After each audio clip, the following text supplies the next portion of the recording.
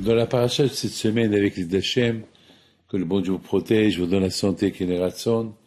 Dans les parachutes qu'on va lire maintenant, c'est des parachutes de Hachem, il prépare Moshe Rabbeinu à quitter ce monde.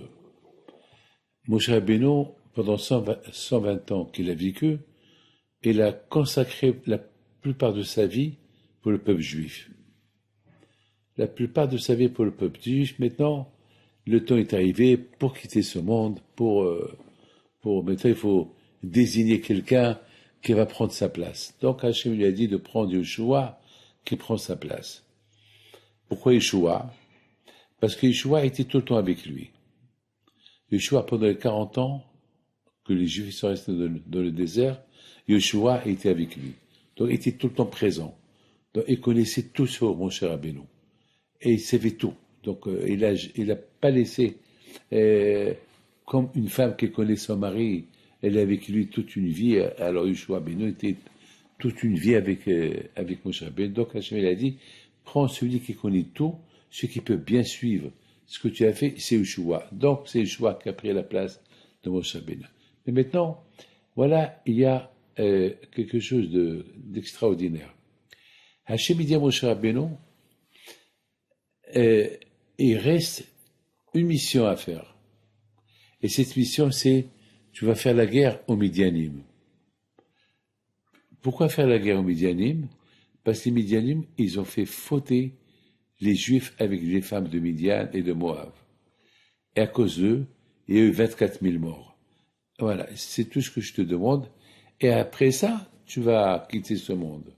Ça veut dire, on déduit que si tu fais pas ça, tu restes vivant. Donc Moshe Rabbeinu, il a maintenant le choix. Ou rester vivant encore, même 20 ans, même 30 ans, mais sans faire la guerre. Ou faire la guerre, mais il sait qu'il va mourir. Donc Hachem, il a mis dans un piège. Toi, Moshe, qui prie pour vivre, alors voilà, je te donne la possibilité de vivre. Ne fais pas la guerre. Voilà. Mais Moshe Rabbeinu, alav shalom, il a dit comment? C'est un piège que le bon Dieu me fait. Je fais pas la guerre contre Midianim et je reste vivant. Mais Bilham, lui aussi, il est vivant. Et tant que Bilham il est vivant, il risque de faire fauter les Juifs encore. Lui et Balak. Alors je préfère mourir. Et lorsque les Juifs, ils ont vu que Moshe Rabbeinu, sa vie dépendait de cette guerre, ils ne voulaient pas aller faire la guerre. Pour que Moshe reste vivant. Mais Moshe les a forcés. Il a dit non. À quoi sert que je reste vivant et que ce mamzer-là, il est lui aussi vivant, il va vous faire fauter. Je préfère non. Non, je ne veux pas. Il a fait la guerre. Ah, maintenant. Lorsqu'ils ont fait la guerre, ils ont gagné la guerre. Mais lorsqu'ils sont retournés, c'est écrit dans la Torah, ils sont retournés avec des femmes de Midian. Ils ont pris le butin. Alors, je raconte l'histoire en résumé. Ils ont pris le butin, ils ont détruit tous les villages de Midian. Ils ont pris un argent fou, les animaux, et plein de choses. Mais ils ont pris aussi alors, toutes les femmes qu'ils ont, il y avait des femmes qu'ils ont tuées, il y avait des femmes qu'ils ont laissées vivantes, ils ont laissé des enfants. Alors là, mon cher Rabbeinu, il s'énerve. Lorsqu'ils arrivent, il s'énerve. Il a dit, mais vous êtes des fous. Mais c'est ces femmes-là c'est à cause d'eux. Parce que, vous savez pourquoi? Parce que mon cher Rabbeinu, il était prophète, mon cher Rabbeinu. Il a vu des femmes avec lesquelles ils ont fauté les Juifs. Quoi? C'est à cause de ces femmes-là. Il y a eu 24 000 morts et vous les avez apportés pour vous faire encore des fautes. Ah, il s'est énervé. Alors, Hachamim lui disent, parce qu'il s'est énervé, il a oublié la Torah. Il a oublié des halachot. Les halachot de Haga'alat Kilim. Vous savez ce qu'est Haga'alat Kilim? C'est des marmites, des cuillères, des fourchettes en fer que on les a utilisées pour le taref. Alors, on peut leur faire un gala, on les met dans l'eau chaude, bouillante, pour enlever toute la graisse, la tomate, du porc, tout ça, et après il devient cachère. C'est ce qu'on a fait à Galat Kilim. C'est ce qu'on fait à Pessah. À Pessah, celui qui n'a pas les ustensiles pour la fête de Pessah, alors il prend les ustensiles de toute l'année, il fait à Galat Kilim, il les met dans l'eau chaude et après il peut l'utiliser. Ce code de Torah, il Mishpat, votre papa, Alava Shalom, Shimon, pardon, chez le mot Ben Rachel.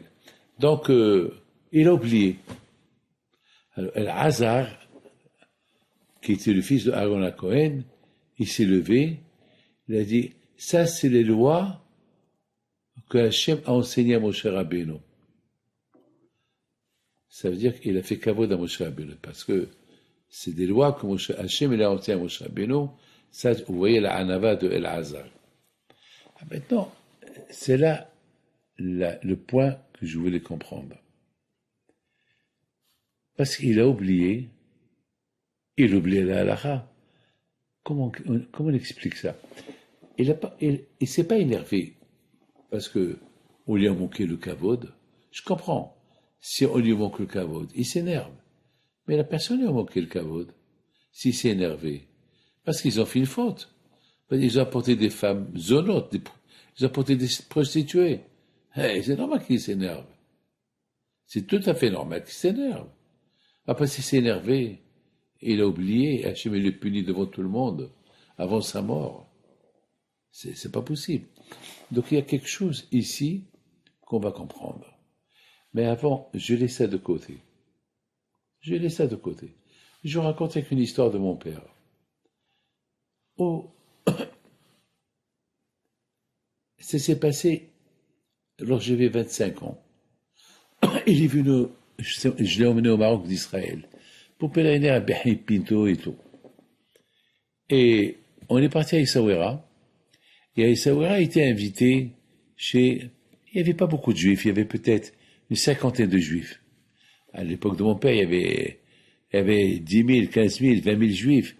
Mais à mon époque, j'étais jeune, partout il y avait des juifs. Ils ont fait l'Aliyah, ils sont venus au Canada, et plein de juifs d'Essaouira, ils sont au Canada. Plein.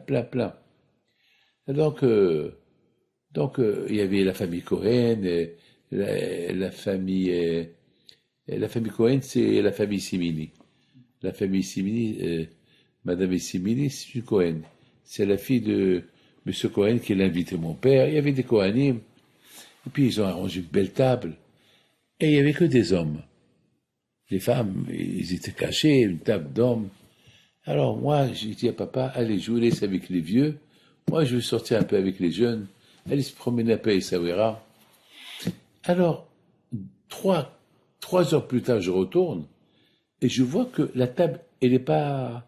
Personne ne s'est servi. La mahia, elle est à table. Le vin, il est à table. L'apéritif, il est à table. Rien n'a été touché. Tout est à table.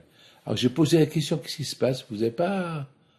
Alors, du coup, mon père, il me dit, eh ben justement, depuis tout à l'heure, on priait pour que tu viennes, pour que tu nous sers. Je dis, pourquoi? Toi, papa, tu ne vas pas les servir? Ou l'autre, tu ne veux pas les servir? Non. J'ai décidé, c'est toi qui nous sers. J'ai rien compris. J'ai dit, bon, si c'est comme ça, moi, si je bois avec vous. Parce que mon père, il n'aime pas qu'on boit. Mon père, il n'aimait pas comme aujourd'hui, la jeunesse d'aujourd'hui. Ils boivent des... Allah, vous voyez des gens qui ouvrent leur bouche, ils boivent, à Bitzhak, ils boivent des tonnes. À l'époque, mon père, Alav Shalom, il était très strict. Il n'aimait pas qu'on boit. Donc, je prends la bouteille de la mahia et je remarque que dans la bouteille, il y avait des centaines de moustiques. Des moustiques plein. Eux, ils étaient tous presque aveugles, ils ne voyaient pas. Parce qu'à l'époque, il y avait des bouteilles sombres.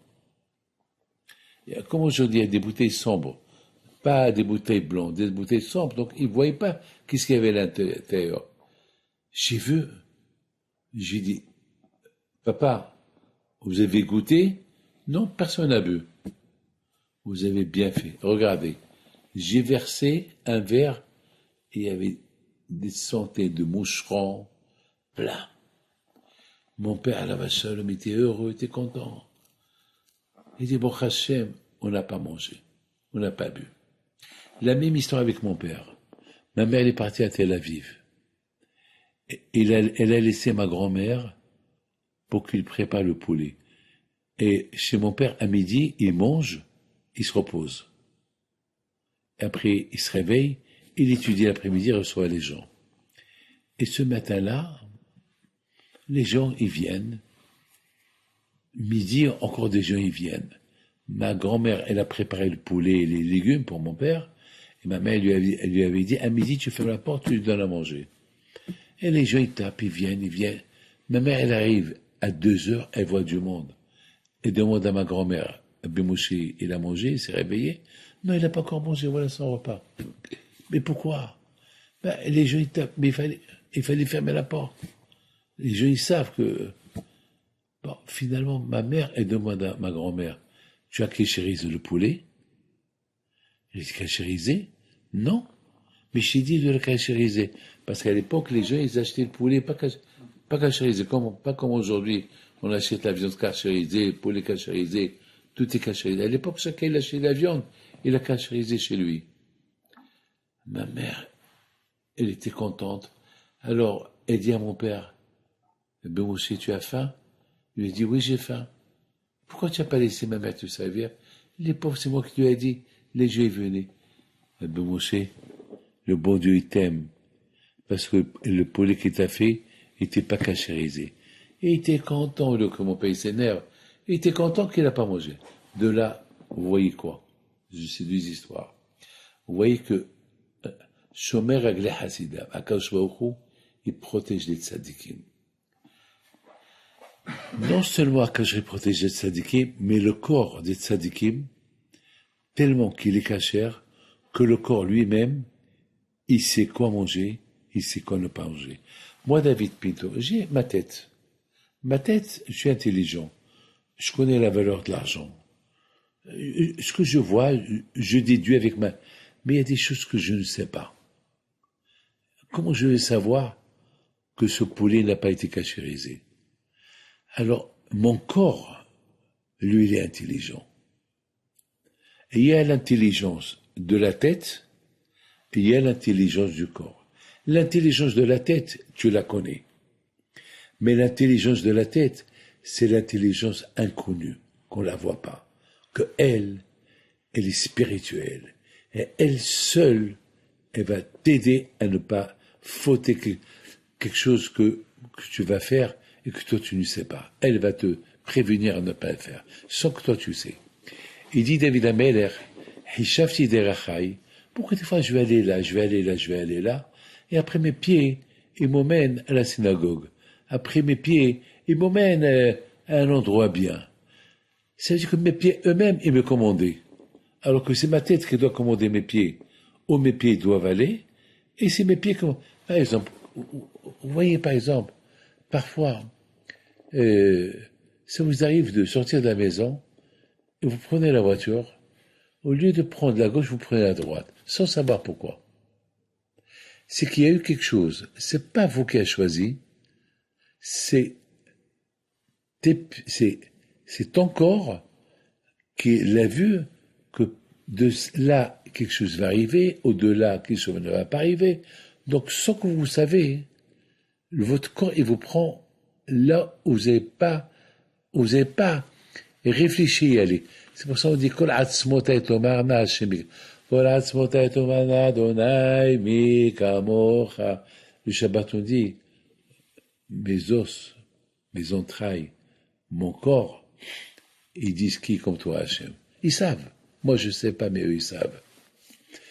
Alors maintenant, pourquoi je vous dis ça? Je vous dis ça par rapport à Moshe Rabbeinu.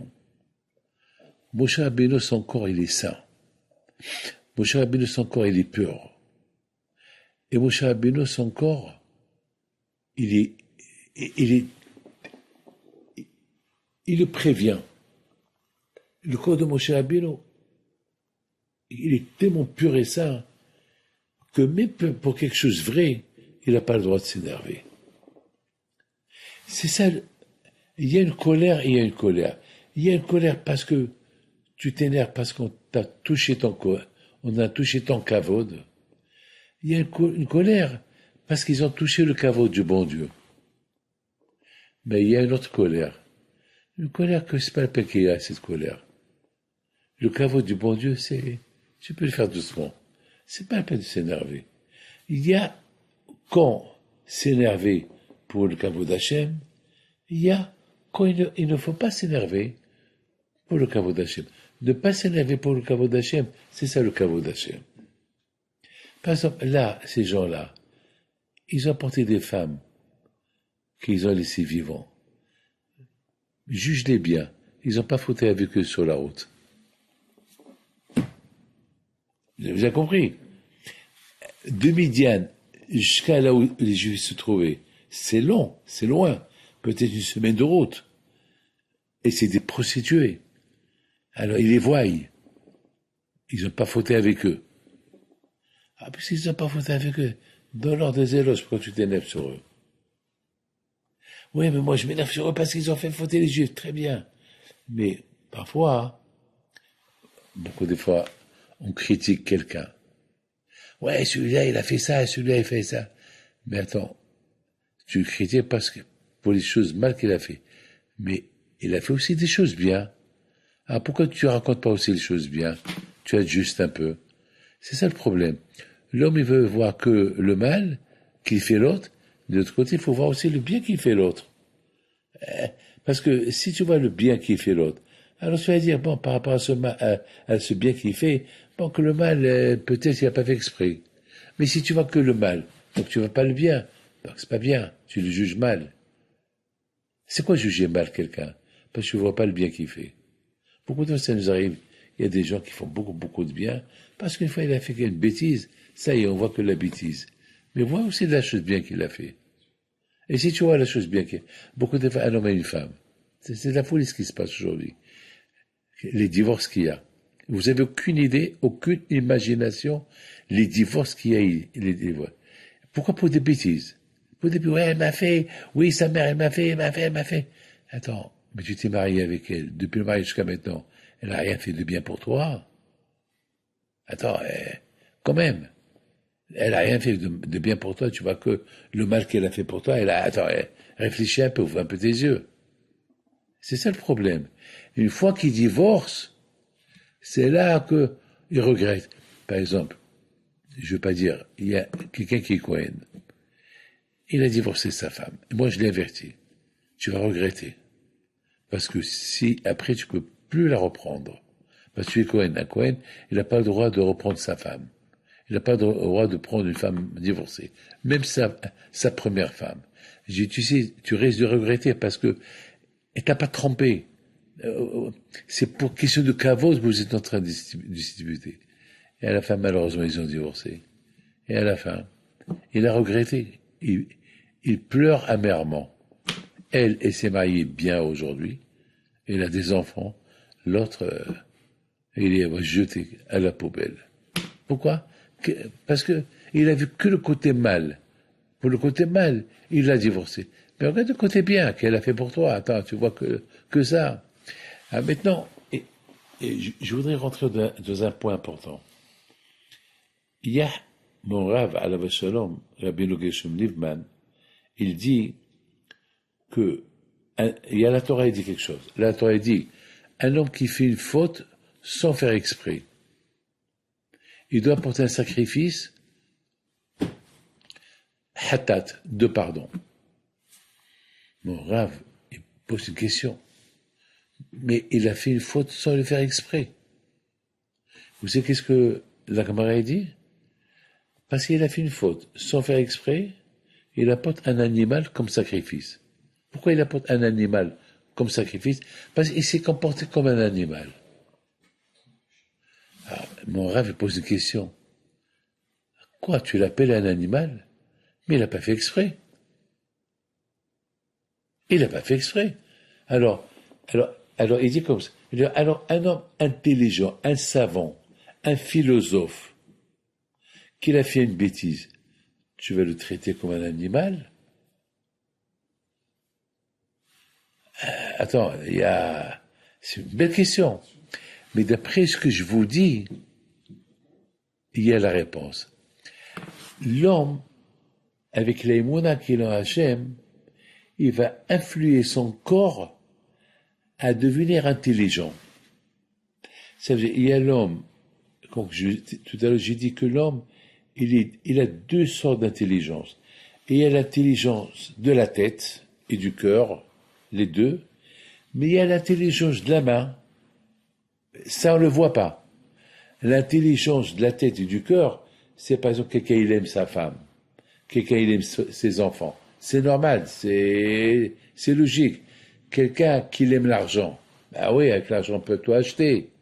Quelqu'un qui aime un steak, bah oui, il est bon.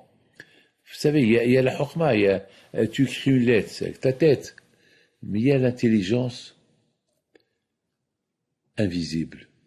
Elle est dans le corps, dans les mains, dans les yeux, dans les oreilles, dans la bouche, dans tout. Et cette intelligence-là, elle est influencée par rapport à l'intelligence de la tête. Lorsque l'intelligence de la tête, elle est pure, alors l'intelligence du corps, tout le corps, elle devient aussi pure, mais on ne la voit pas. Mais, par exemple, j'ai envie de voler avec mes mains. Et mes mains me disent, c'est péché, ne prends pas. J'ai envie de boire quelque chose pas cachère. Ma tête et ma bouche, et mon corps, ne fais pas ça. Ne fais pas ça. Ah, maintenant, ce monsieur-là, qu'il a fait une faute, sans faire exprès. A priori, la faute qu'il a fait, il l'a pas fait exprès. Mais comment ça se fait que son corps, pourquoi son corps, il n'a pas fait quelque chose pour ne pas que ce monsieur-là ait fait la faute. C'est-à-dire, sa tête, elle est tombée. Il sait pas, il a oublié d'allumer. Il a oublié que c'est aujourd'hui Shabbat, alors il a allumé. Ah, Shabbat, oh là, j'ai oublié. Alors, pourquoi sa main, elle n'a pas empêché, puisqu'il y a l'intelligence de la main. Donc, si sa main, elle n'a pas évité d'allumer, c'est que sa main, à ce moment-là, elle a perdu l'intelligence. Et si elle a perdu l'intelligence, c'est qu'il y a un problème dans la tête. Alors là, je vous raconte mon histoire personnelle. J'étais Sandak, un Shabbat, chez Philippe Obadia. J'étais Sandak, trop de monde, et en sortant, j'ai touché le mur et j'ai éteint la lumière. Shabbat. Waouh. Comment j'étais Sandak? Tout le monde dit, bon, c'est de notre faute parce que tout le monde voulait te toucher, tout le monde dit Shabbat Shalom. Dans ma tête, c'est pas possible. Dans mon corps, mon manteau, c'est à cause du manteau, parce que le manteau j'avais le manteau d'hiver sur moi, ça veut dire, mon corps était un peu plus gros. Aïe. Je sais pas ce que j'ai fait. J'ai commencé à toucher ma veste, je trouve un billet d'argent. Shabbat dans ma poche. Voilà, David, pourquoi tes vêtements t'ont pas protégé? Parce qu'ils ne pouvaient pas te protéger. Ta tête, elle sait que c'est Shabbat. Mais tes vêtements qui devaient être intelligents, pour t'éviter d'éteindre la lumière, il y avait de l'argent dedans. Donc, il fallait faire attention avant que tu quittes la maison. Est-ce qu'il y a de l'argent ou il n'y a pas d'argent? T'as pas fait attention. T'as fait une rabère. C'est que beaucoup des fois, même les fautes sont faites exprès. Parfois, il y a un peu d'exprès dedans. Et sans faire exprès, il y a de l'exprès dedans. Et c'est pour ça que tu apportes un sacrifice de hatat. Ah, maintenant, il y a quelque chose que je voudrais vous dire, elle est importante. Vous avez entendu parler de la fameuse histoire de Yaakov Abinu, qu'il a voulu bénir Ménaché et Ephraim. Maintenant, Ménaché, c'est le Bechor, Ephraim, c'est le second. Alors, la logique, elle est que la main droite de Yaakov Abinu, elle va sur la tête de Ménaché. C'est lui le grand, le Bechor. Et la main gauche sur la tête de Ephraim, parce que c'est le second. Qu'est-ce qu'il fait Moshe, Yaakov Abinu? Il change ses mains. Sa main droite, elle la met sur la tête de Ephraim, et sa main gauche, elle la met sur la tête de Ménaché. Son fils Youssef lui dit, papa, tu te trompes. Déjà, tu croises tes mains, alors que ton fils Ménaché, ton petit-fils Ménaché, il est sous les mains de ta droite, ton fils Ménaché, Youssef, Ephraim, sous ta main gauche, et toi, tu fais le croisement des mains pour mettre ta main droite sur la tête de Ephraim, qui est le second, et la main gauche de tes mains, tu la mets sur Ménaché, qui est le Bechor. Il dit, mon fils, Yadati bini Yadati. Je sais. Mais il était aveugle, Yaakov Abinu. Sur place, le Targum, il dit, Hakimu Yadai. Les mains de Yaakov Abinu sont devenues intelligentes. Voilà. Hakimu Yadai. Les mains de Yaakov Abinu, ils ont dépassé la limite. Ils sont devenus intelligents. Même les mains, ils savent que celui qui va être plus grand après, c'est Ephraim. Parce que Yoshua Binoun est sorti, Ephraim, de Ephraim, il est sorti Yoshua Binoun. Donc, il y a Moshe qui bet Torah Misinaï, il a donné à Yoshua. Yoshua, c'est de Ephraim. Alors, Yaakov Abinu, il dit à Yosef Hatzadik, mon fils, je sais que tu as raison. Mais Ephraim, il est plus grand dans la Torah de Ménaché. Lui, c'est le Bechor dans la Torah. Donc, je suis obligé de mettre ma main sur sa tête. Kimu Yadai. Comme c'est dit le Targum. Les mains. Alors, il dit, Aaron Kotler, Alav Shalom, je l'ai noté ici. Il dit une phrase spectaculaire à Aaron Kotler. Il dit, Aaron Kotler, regarde ce qu'il dit. Yaakov Abinu, tout son corps était sain, tellement sain, qu'il est arrivé à un niveau que même ses membres de son corps, ils faisaient la volonté d'Hachem. Sans que c'est la tête qui va dire au corps de faire, le corps, il a devancé la tête. Le corps, il devance la tête, l'intellect, l'intelligence de Yaakov, pour savoir c'est quoi la volonté de HaKadosh Baruch Hu.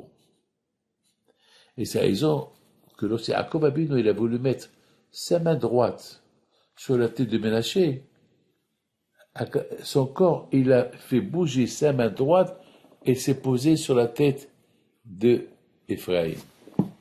Il y avait un grand tzaddik qui s'appelle le Ktsot HaHoshen, Alav Shalom. Le Ktsot HaHoshen était malade. Il faisait froid. Il lui a apporté une paire de chaussettes. Il était tellement malade, il n'arrivait pas à les mettre. Alors ils ont commencé son élève voulait lui mettre. Et chaque fois qu'il lui mettait, le Ktsot HaHoshen, Alav Shalom, il criait, il avait mal. Je lui ai dit, mais je te fais rien. Oh là là, tu me piques. Oh là là, j'ai mal. À la fin, il a mis d'autres sockets. Ils ont vérifié les sockets. Il y avait Sha'atnes. C'est la folie. Il y avait Sha'atnes. C'est-à-dire que même ses pieds, ils étaient tellement kadosh que ses pieds eux-mêmes, ils n'ont pas voulu accepter. Par contre, moi, j'ai fait une bêtise. La bêtise que j'ai allumée involontairement, mon corps m'a lâché. Mais grâce à Dieu, mon corps, il m'a pas lâché. Une fois. Bon, grâce à Dieu. Beaucoup de fois, mon corps n'a pas lâché. Il y avait une fois, je venais d'un long voyage, je rentre à la maison, c'est à Paris, il y avait des ouvriers, ils passaient la peinture, des goïms. Et puis j'avais faim. Ma femme n'était pas là. J'ouvre comment ça s'appelle, le frigidaire. Je trouve un paquet de charcuterie. Je prends du pain, je fais une tiatadaïm, je fais un sandwich. Je commence à manger. Un sandwich. Il y avait une bonne baguette. Et puis, je commençais à manger la charcuterie. Et j'ai senti qu'elle était bonne. J'ai dit, mais j'ai jamais goûté une charcuterie pareille.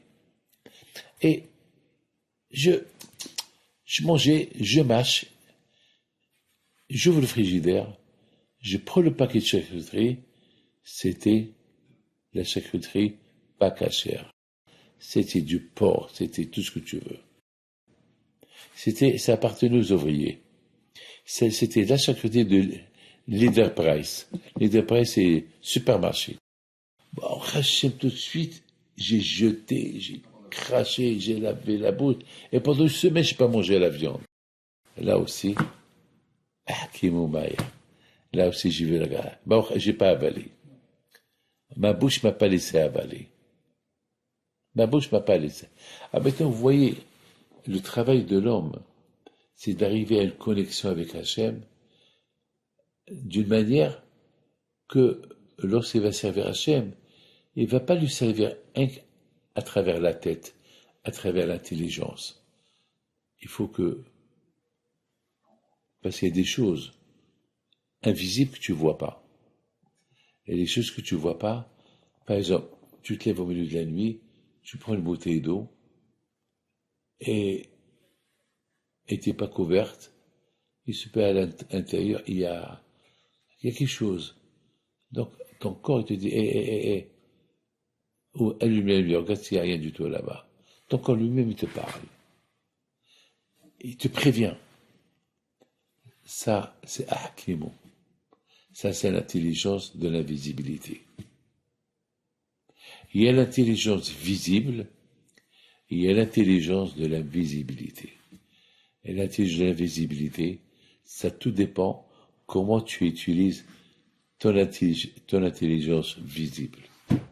Si tu utilises ton intelligence visible, elle va influencer le corps qui ne parle pas du tout, et il va te mettre en garde.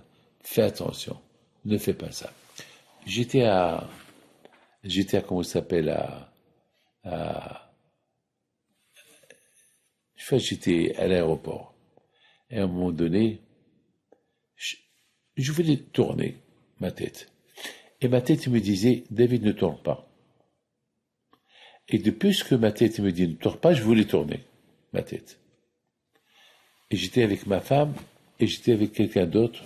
On était sur la queue pour voyager. Pour passer à un moment donné, ma femme me dit, ne tourne pas, et il y a une femme très mal habillée derrière toi. Je commençais à rigoler tout seul.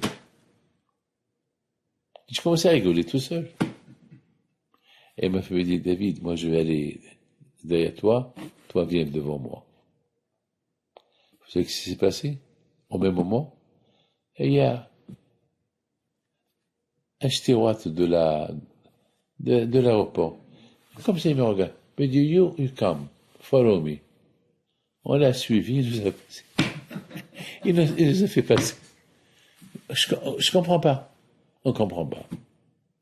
C'est ça en résumé, la Torah. C'est ça. Alors maintenant, tout dépend comment on comporte notre corps au sévère d'Hachem. Notre corps, il s'adapte. Alors le corps, il sait parce que le corps, il voit, vous savez qu'on dit, les Baal Moussa, ils disent que les yeux et le corps, c'est des radars. Vous savez ce qu'est un radar? Un radar, il voit ce qui se passe. Le cœur et les yeux, c'est des radars.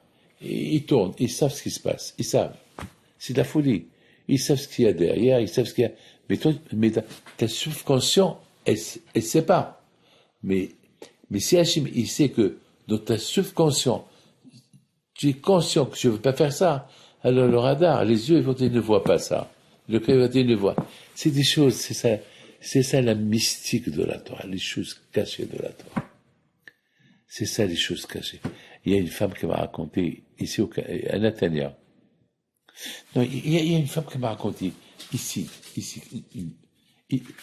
sais pas, j'ai oublié son nom. Vous l'avez vu cette semaine. Et beaucoup de, il vient prier. J'ai pas retenu son nom. Il était avec sa femme, ils sont partis du Canada à New York. Ils ont pris un peu avec eux des piments, des légumes. Et là, le monsieur leur pose une question. J'ai raconté avant-hier. Chaque année, je dis, raconte-la moi. Chaque année. J'aime la façon qu'il me la raconte. Ça me donne du mot, ça. Il lui dit, vous avez des légumes? Il lui dit, oui, on a des légumes pour manger. Quels légumes? Piment. Piment? Mais vous voyez pas que c'est interdit? Et il s'est énervé. Il a dit, passeport, vous savez, pour ça, je peux vous retirer la visa, vous pouvez jamais rentrer en Amérique. Parce que vous avez un panneau, regardez les photos, et vous apportez ça. Donc, si je ne vous avais pas demandé, il s'est énervé, il prend leur passeport. Et le pauvre, il a commencé à appeler Rabbi Haim Pinto. Il a commencé à lire Yoshe Beseta Elion. Une fois, il a entendu Roshaya qui a dit que celui qui a un problème comme ça, il faut qu'il ait Yoshe Beseta Elion. C'est vrai, c'est un passage important. Et le pauvre lui dit à sa femme, tu te rends compte, pour des piments, ça, on va plus rentrer en Amérique. Pour des piments, on va passer un jugement, peut-être ils vont nous puer. Il a payé la mer, il a commencé à pleurer. À un moment donné, je sais pas, il retourne. Il leur a dit, écoutez-moi, monsieur, qu'est-ce qu'il leur a dit? Je fais avec vous une mitzvah aujourd'hui. Il a utilisé le mot mitzvah. Je veux dire, je l'ai répété, lui. Je dis, madame, c'est juste ce que ton mari dit. Il m'a dit, Rabbi David, il a dit mitzvah. Alors c'est un juif. Non, il n'est pas juif, il avait une croix. Alors d'où c'est mitzvah? Alors d'où c'est le mot mitzvah? Je fais avec vous une mitzvah aujourd'hui, mais retournez vers la douane canadienne et jetez les piments là-bas. Ça veut dire, méchant. Il aurait pu le dire, jetez-les ici. Mais de sa méchanceté, il y a ce qu'on appelle, ce que personne ne peut imaginer, ce qu'on appelle au-delà de là. Au-delà de Akadosh Baruch Hu. Non seulement qu'il lui rend le passeport, mais il lui dit un mot en hébreu, mitzvah. Comme l'âne de Balaam qu'elle a parlé.